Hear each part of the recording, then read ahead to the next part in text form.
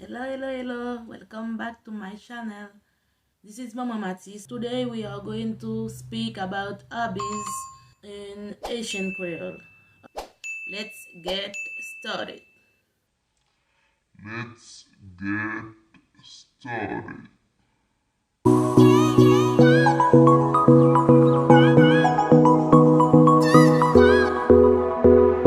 We can use three different forms to speak about hobbies in Asian Creole. I like to, I love to, when I have time, I usually, and I wish I had time to. Mwen te ale promene ak zanmim. Mwen te ale promene ou bien mwen te ale promene avec zanmim. I went to hike ou bien mwen te ale nan hotel. I went to hike with some friends. Eske wabiti ale nan Pik Makaya ou bien sou Pik Makaya?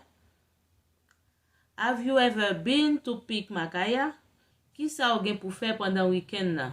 Ou bien ki intensyon pendant weekend nan? What are you gonna do in the weekend? Mwen gen intensyon soti ak kek zanmi. I want to go outside with some friends. Mwen vle rete la kay mwen.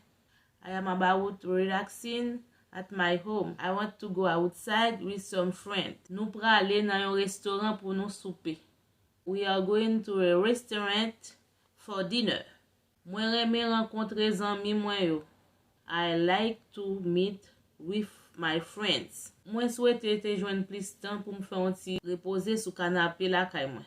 I wish I had more time to chill on my couch. Mwen reme ale nan sinema. I like to go to the movies theater. Mwen souwete jwen plis tan pou m soti. Ki sa ou te fè pandan weekend nan? What did you do in the weekend? Ki sa ou reme fè? What do you like to do? Mwen reme jwe piano. Mwen reme jwe gita. I like to play piano. I like to play guitar. Mwen reme bat tambou. I like to play drums. Lem gen tan, mwen reme chante. When I have time, I like to sing. Mwen ta souwete jwen plis tan pou m soti. I wish I had more time to go out. Mwen reme voyaje. I like to travel.